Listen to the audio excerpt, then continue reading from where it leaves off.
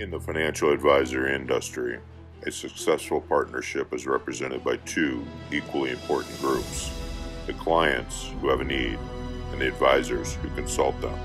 These are their stories. This week's True Finance video is about cash flow and the importance of flexibility when it comes to your budget. For whatever reason, I've had a ton of clients ask me recently whether they're buying a home, doing a refinance, whether they should do a 15 or a 30-year mortgage. And my immediate answer, most times, is do a 30-year. Why wouldn't you do a 30-year? And the response that I always get is, well, I don't want to have my mortgage for 30 years. I want to have my house paid off. And I agree with that. However, let's think about this a different way. So if I do some quick math, and I already did this, Allie's going to put it up on the screen for us. If we buy a $250,000 home, so $250,000 home, if we do a 30-year mortgage compared to a 15-year mortgage, the difference in cash flow and the mandatory payment on your mortgage is about $650 a month. It's actually $644, but who's counting, right?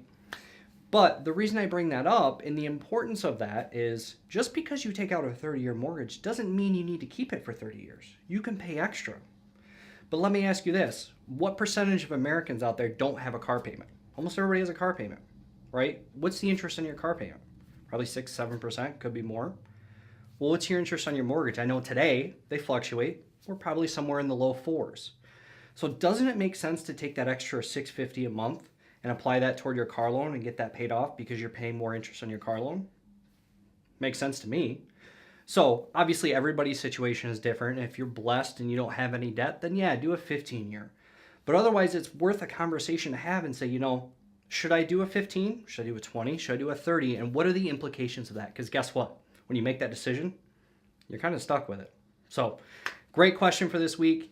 I've loved how people navigate through this. And I've had a lot of people come back and say, you know what? That makes a lot of sense. Go figure, right? That's what we do for a living.